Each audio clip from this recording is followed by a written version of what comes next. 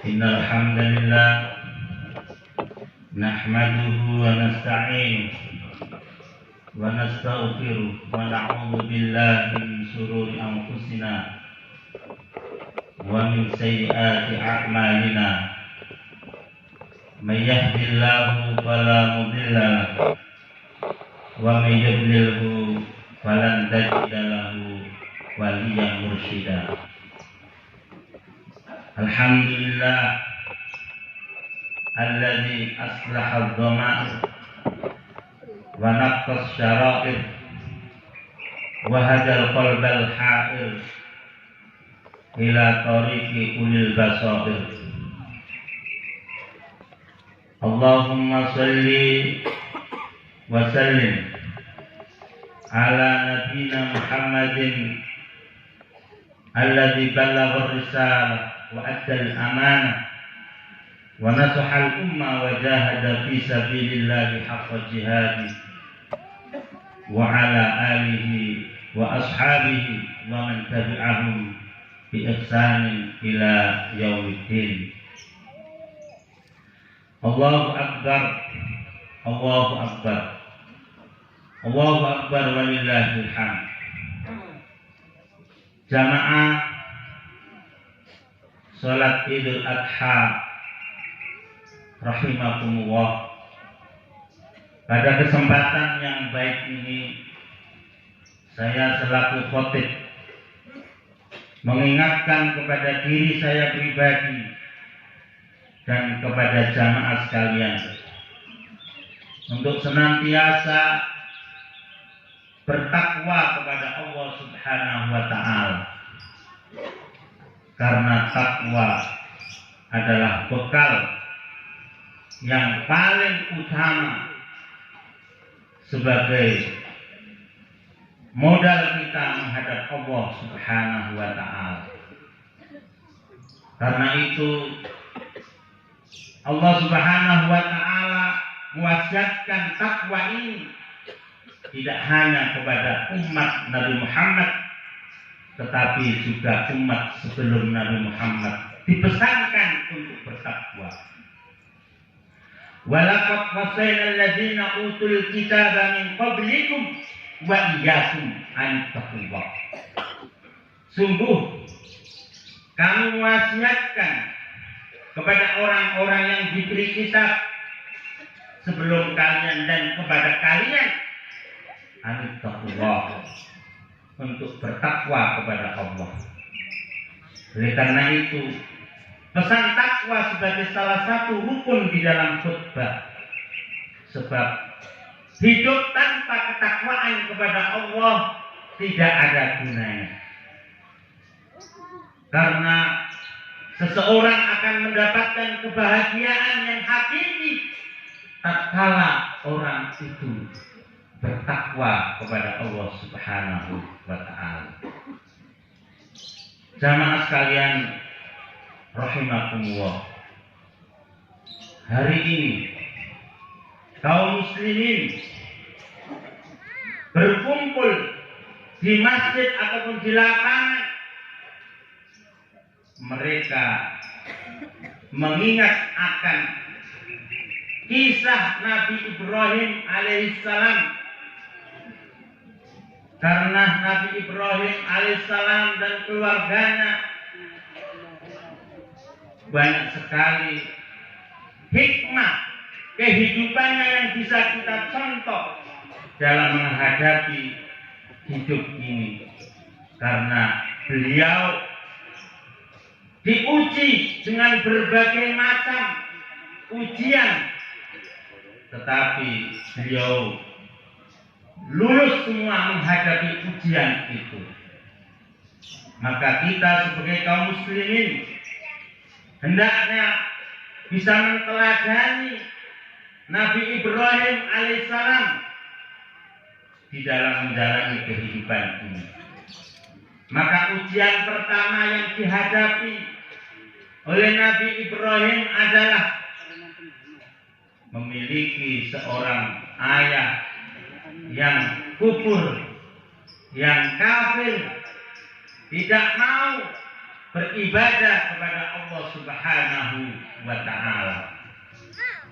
Maka Nabi Ibrahim sebagai seorang hamba yang punya tugas sangat mulia, diangkat menjadi nabi dan rasul, harus mengajak ayahnya mentauhidkan Allah Subhanahu wa Ta'ala. Maka Allah kisahkan dalam Al-Quran, wa idh qala Ibrahimu li abihi Azar.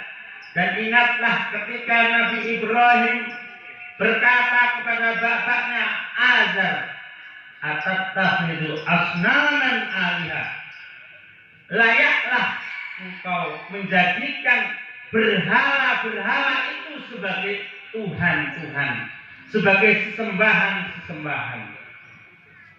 Inni araka wa qaumaka fi dhalalin mubin. Sesungguhnya aku melihat engkau dan kaum engkau dalam kesesatan yang nyata.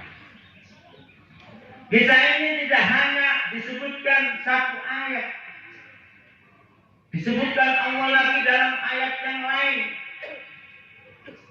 Iqala li abihi, ingatlah ketika dia berkata kepada bapaknya, lima ta'budu mala ya abati, wahai bapakku, lima ta'budu mala yasma'u wa la yubsiru wa la yughni 'anka syai'a. Kenapa engkau menyembah sesuatu yang tidak bisa mendengar, melihat, bahkan tidak bisa menolong engkau sedikit pun? Sama sekalian. Tidak hanya satu ayat, ada dua ayat tadi. Allah juga menceritakan dalam ayat yang lain. Ketika Nabi Ibrahim mengatakan, inni akhafu ayyamassaka adzabun minar rahman. Sesungguhnya aku takut engkau ditimpa azab dari Ar-Rahman. Fatakuna lisyaitani waliya, sehingga kamu menjadi teman syaitan, sehingga kamu menjadi teman di syaitan, tentunya di neraka. Na'udzubillah. Tetapi apa? Ajakan Nabi Ibrahim kepada ayahnya tidak ditanggapi dengan tanggapan yang baik, tetapi ditanggapi dengan tanggapan yang kasar. Araghibun anta an alihati, araghibun anta ya Ibrahim an alihati, apakah kamu benci wahai Ibrahim kepada Tuhan-Tuhanku? La illam tantahi la arjumannak wahjurni maliyah. Kalau kamu tidak berhenti mengajak aku akan merajam kamu, atau kamu tinggalkan aku dalam waktu yang lama. Jamaah sekalian rahimakumullah. Namun Nabi Ibrahim yang sudah berusaha mengajak ayahnya mentauhidkan Allah Subhanahu wa Ta'ala, kemudian secara kasar memberikan jawaban seperti tadi, Nabi Ibrahim tidak berputus asa, tetapi Nabi Ibrahim tetap menyayangi orang tuanya, sehingga dia berjanji senantiasa mendoakan kepadanya, salamun alaika sa'astaghfiru laka, keselamatan mudah-mudahan tercurahkan kepada engkau dan aku akan mintakan ampun atas kamu. Inna rabbi kana bi hafiya, karena sesungguhnya Tuhanku adalah Tuhan yang sangat baik. Namun kemudian Nabi Ibrahim ditegur ketika dia mendoakan ayahnya yang sudah meninggal dunia. Wa maka istighfar Ibrahim illa amau'idatin wa'adaha iyyah. Tidaklah Nabi Ibrahim memintakan ampun kepada orang tuanya melainkan karena janji yang dia ikrarkan. Falamma tabayyana lahu annahu aduwwun lillah tabarra'a min. Tetapi tatkala jelas bahwa orang tuanya musuh Allah, dia berlepas darinya. Jamaah sekalian rahimakumullah. Itulah kecintaan seorang anak kepada orang tuanya. Sangat berkeinginan agar orang tuanya mentauhidkan Allah. Tetapi kalau kita lihat hari ini, anak-anak yang sudah tidak menghormati orang tuanya, apalagi kemudian mereka mencintai dengan penuh kasih sayang. Bahkan banyak hari ini orang tua ngelus bodoh, sesak dadanya karena tingkah laku anaknya. Oleh karena itu, mari kita melihat bagaimana keteladanan Nabi Ibrahim alaihissalam yang diuji oleh Allah dengan berbagai macam ujian, termasuk ujian yang pertama adalah ujian orang tua. Kemudian ujian yang kedua adalah ujian dari masyarakat tatkala beliau mendakwakan tauhid, menghancurkan berhala-berhala supaya masyarakatnya itu melek bahwa berhala-berhala itu tidak bisa membela dirinya ketika dia dihancurkan. Maka masyarakatnya sangat benci, marah kepada Nabi Ibrahim, sehingga mereka mengatakan qalu lahu bunyanan. Mereka mengatakan bangunlah bangunan. Bangunan bukan bangunan mewah untuk ditempati, tetapi bangunan yang tersusun dari kayu-kayu bakar yang dikumpulkan. Fa'alqu fil jahim, lemparkan dia ke dalam panasnya api itu. Mereka ingin membuat makar kepada Nabi Ibrahim, tetapi Allah jadikan hina orang-orang yang tidak menerima dakwahnya Nabi Ibrahim. Karena Nabi Ibrahim adalah seorang hamba yang teguh pendiriannya. Beliau menjalankan perintah Allah, senantiasa berdakwah, sehingga Allah memberikan pertolongan kepadanya. Sebagaimana Allah berfirman, in tansurullah yansurkum. Jika kamu menolong agama Allah, maka Allah akan memberikan pertolongan kepada kalian. Sehingga Allah berfirman, qulna ya nar kuni bardan wa salaman ala Ibrahim. Wahai api, jadilah kamu dingin dan jadilah kamu adalah tempat yang menyelamatkan atas Nabi Ibrahim. Ini adalah ujian yang kedua yang dialami oleh Nabi Ibrahim. Kemudian ujian yang ketiga, ujian pernikahan, di mana beliau sudah melangsungkan pernikahan, ingin mendapatkan anak, tapi baru umur 86 tahun kemudian dikasih rezeki anak. Itu pun berkali-kali beliau berdoa memohon kepada Allah, Rabbi habli minas sholihin, berilah kepadaku anak yang termasuk orang-orang yang soleh. Jamaah sekalian rahimakumullah. Maka bagi kita atau bagi siapapun yang diuji oleh Allah dengan belum dikaruniai seorang anak, bersabarlah, tetapi jangan berputus asa, karena berputus asa itu adalah termasuk kekafiran. Untuk itu selalu berdoa kepada Allah. Insya Allah doa kalian tidak akan sia-sia. Kemudian diuji dengan ujian yang lain.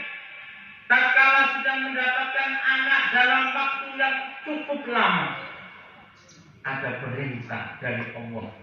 Anak yang didamba-dambakan agar menjadi qurrata a'yun, ada perintah untuk disembelih. Yang kemudian dari perintah inilah muncul syariat berkorban, di mana tidak ada amalan yang paling utama di hari korban ini melainkan ihraqud dam, yaitu mengalirkan darah binatang korban. Ma'amila adamiyun min amalin, tidaklah ada amal dari amal anak Adam yauman nahri, pada hari korban ini, ahabba ilallah, yang lebih dicintai oleh Allah, min ihraqid dam, daripada mengalirkan darah korban, darah binatang korban. Wa innaha lata'ti yaumal qiyamah, karena sesungguhnya binatang korban itu akan datang pada hari kiamat, diquruniha, dengan tanduk-tanduknya, wa az'ariha, dengan bulu-bulunya, wa azlafiha, dengan kuku-kukunya. Wa inna damma, sesungguhnya darah, la yaqa'u minallah bimakanin qabla ayyaqa minal ardh, akan diterima atas dasar ridhoan Allah sebelum darah itu menetes ke bumi. Fatihu biha nafsan, oleh karena itu perbaikilah jiwamu dengan berkorban, yaitu untuk mendapatkan telaga Kausar. Inna a'tainakal Kausar, sesungguhnya kami berikan telaga Kausar yang apabila dia meminum satu teguk air telaga Kausar ini tidak akan dahaga selama-lamanya. Tetapi dengan konsekuensi, wasalli lirabbika wanhar, sholatlah dengan baik dan berkorbanlah. Jangan hanya sekedar korban perasaan, padahal dia mampu untuk berkorban dengan binatang korban. Ya, karena dia bakhil. Makanya dalam ayat yang saya baca tadi, wa man yuqa shuhha nafsihi faulaik, barang siapa yang dijaga dari kebakhilan jiwanya, mereka itu humul muflihun, mereka adalah orang-orang yang beruntung, orang-orang yang sukses. Jamaah sekalian rahimakumullah, kembali kepada ujian Nabi Ibrahim tadi, yang kemudian orang tua dan anaknya sama-sama melakukan ketaatan kepada Allah Subhanahu wa ta'ala, sehingga Nabi Ibrahim mengatakan kepada anaknya, ya bunayya inni ara fil manami anni adbahuka fanzur madza tara. Wahai anakku, saya bermimpi menyembelih kamu, bagaimana pendapatmu? Qala ya abati al ma tu'maru satajiduni insyaallah minas sabirin. Seorang anak yang soleh, ketika diajak musyawarah menjalankan perintah Allah Subhanahu wa ta'ala, bukan menolaknya, bukan membencinya, bukan menghardiknya, tetapi wahai bapakku, kerjakan apa yang Allah perintahkan kepada engkau. engkau pasti mendapati diriku termasuk orang-orang yang sabar. Dari kisah Nabi Ibrahim tadi, kita mengetahui yang pertama bahwa kalau orang yang sudah bersyahadat dengan kalimat syahadat, dia harus siap diuji. Ahasiban nasu an yutraku an yaqulu amanna wa hum la yuftanun. Apakah manusia menyangka dia dibiarkan mengatakan saya beriman sementara belum ada ujian? Enak orang mengatakan saya beriman, saya bertakwa, tetapi ketika diuji dia tidak mau. Dia harus diuji. Maka hidup di dunia ini adalah sebagai tempat darul imtihan, sebagai tempat ujian bagi kita, apakah kita betul-betul melaksanakan perintah Allah atau tidak. Ini adalah ujian Allah Subhanahu wa ta'ala. Maka kita ingat kepada Nabi Ibrahim dan anaknya. Jamaah sekalian rahimakumullah. Kemudian yang kedua, pelajaran yang kedua bahwa cinta kepada Allah, ketaatan kepada Allah harus diletakkan di atas ketaatan dan kecintaan kepada makhluk. Maka tatkala kita dibenturkan dengan urusan dunia dan akhirat, tentunya yang kita utamakan adalah urusan akhirat. Yang kita utamakan adalah kecintaan kita kepada Allah, kecintaan kita kepada Rasulullah.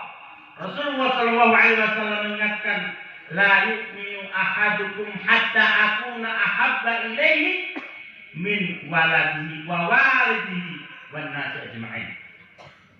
Tidaklah di antara kalian beriman dengan iman sempurna sehingga aku, kata Rasul, lebih dicintai daripada anaknya, orang tuanya, bahkan seluruh manusia. Sekarang pertanyaannya, apakah kita sudah seperti itu? Lebih mencintai Allah dan Rasul atau bahkan mencintai dunia?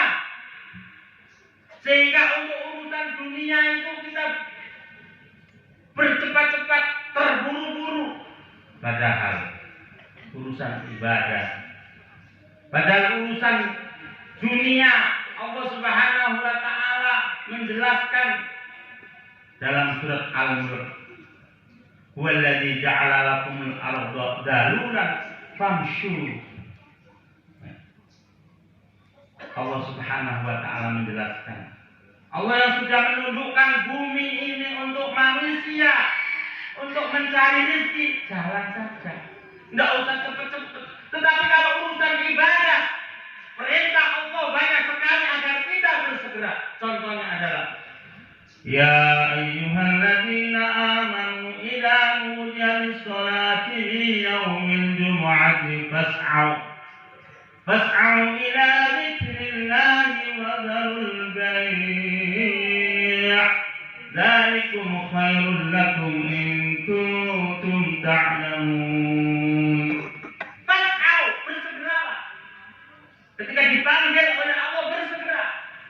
Tapi anehnya hari ini kalau untuk urusan bisnis, mikir, pusing, lari cepat biar dapat. Tapi ketika ada panggilan Allah, panggilan untuk menegakkan Islam, nanti dulu, saya belum mampu. Tapi kalau urusan dunia, bersegera. Padahal dunia ini sementara. Padahal dunia ini adalah tempat untuk mencari bekal, maka bersegera. Wasari'u ila maghfiratin min rabbikum wa jannatin 'arduha as-samawati wal ardh 'iddat lil muttaqin. Wasari'u, bersegeralah menuju ampunan kepada Allah Subhanahu wa ta'ala. Jangan ditunda-tunda, saya masih muda. Nanti kalau sudah tua baru saya taubat. Iya, kalau dikasih taubat oleh Allah. Kematian datang sewaktu-waktu kita tidak tahu. Kematian adalah sebuah misteri untuk kita. Kita tidak tahu kapan kita menghadap Allah Subhanahu wa Ta'ala, sementara kita masih terlena dengan urusan dunia, melupakan urusan akhirat. Bukan berarti saya tidak memerintahkan untuk semangat bekerja. Kita semangat bekerja, tetapi semangat kita bekerja dalam rangka menjadi pintu mendapatkan keridhaan Allah Subhanahu wa Ta'ala. Maka anak, harta bisa menjadi fitnah untuk kita. Makanya tadi saya bacakan, ya ayyuhalladzina amanu inna min azwajikum wa auladikum aduwwan lakum fahdharuhum. Hai orang beriman, sesungguhnya istri-istri kamu, anak-anak kamu itu bisa menjadi musuh, maka berhati-hatilah. Kita disuruh waspada. Tetapi ketika kita berhati-hati, tidak menutup kemungkinan kita akan memiliki rezeki, bahwa istri, bahwa anak itu bisa menjadi qurrata a'yun. Makanya kita senantiasa berdoa kepada Allah Subhanahu wa Ta'ala, Rabbana hab lana min azwajina wa dhurriyyatina qurrata a'yun waj'alna lil muttaqina imama. Jamaah sekalian rahimakumullah, mudah-mudahan Allah Subhanahu wa Ta'ala